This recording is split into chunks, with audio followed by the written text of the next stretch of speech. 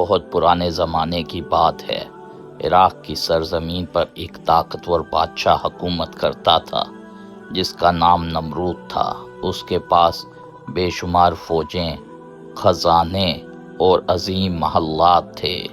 لوگ اس سے بہت ڈرتے تھے۔ طاقت اور دولت کی وجہ سے اس کے دل میں غرور بھر گیا تھا۔ آہستہ آہستہ وہ خود کو سب سے بڑا سمجھنے لگا، یہاں تک کہ اس نے خدائی کا دعویٰ کر دیا۔ نمرود نے اپنے سپاہیوں کو حکم دیا، لوگوں سے کہو کہ وہ میری عبادت کریں، میں ہی زندگی دیتا ہوں اور میں ہی موت دیتا ہوں۔ بہت سے لوگ خوف کی وجہ سے اس کی بات مان لیتے، لیکن کچھ نیک لوگ دل ہی دل میں اللہ پر ایمان رکھتے تھے۔ اس زمانے میں اللہ تعالیٰ نے حضرت ابراہیم علیہ السلام کو نبی بنا کر بھیجا۔ ابراہیم علیہ السلام نے لوگوں کو سمجھانا شروع کیا کہ صرف ایک اللہ عبادت کے لائق ہے، جو کرتا ہے وہ اللہ کرتا ہے، زمین کا نظام اللہ کے ہاتھ میں ہے۔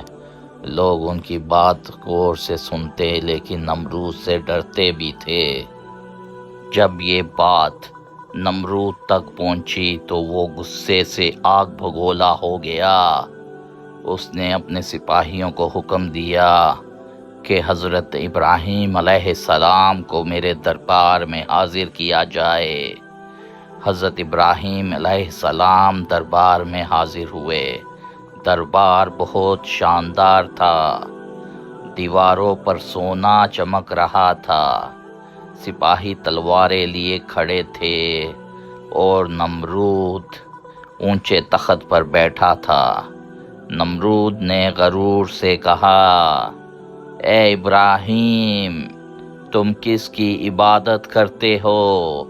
حضرت ابراہیم علیہ السلام نے جواب دیا، میں اللہ کی عبادت کرتا ہوں جو زندگی دیتا ہے اور موت دیتا ہے۔ نمرود نے اپنے طاقت دکھانے کے لیے 2 قیدی بلوائے۔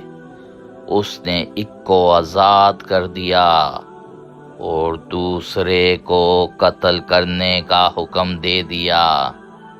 پھر وہ ہنسا اور بولا، ابراہیم، دیکھا میں بھی زندگی اور موت دے سکتا ہوں۔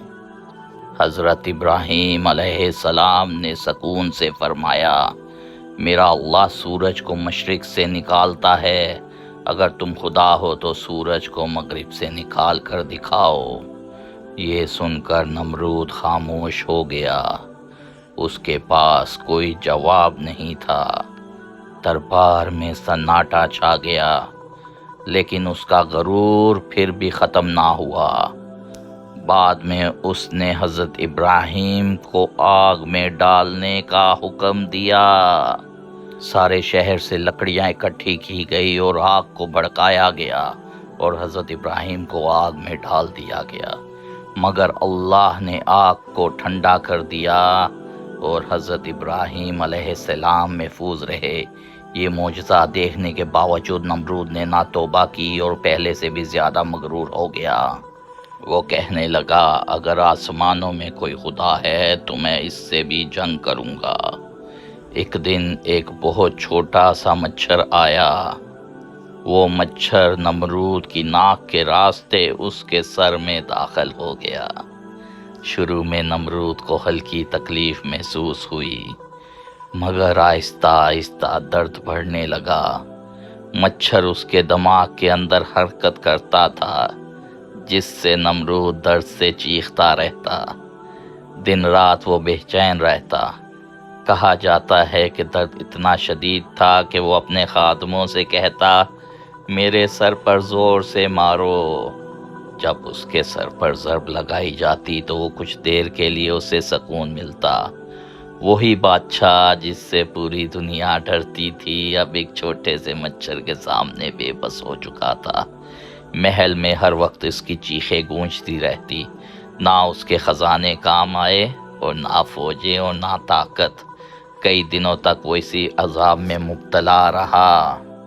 آخر کار درد برداشت نہ کر سکا اور مر گیا۔ اس واقعے سے ہمیں بہت بڑا سبق ملتا ہے۔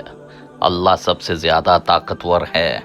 غرور انسان کو تباہ کر دیتا ہے، اور اللہ چاہے تو ایک چھوٹی سی مخلوق کے ذریعے بھی بڑے سے بڑے ظالم کو ہرا سکتا ہے۔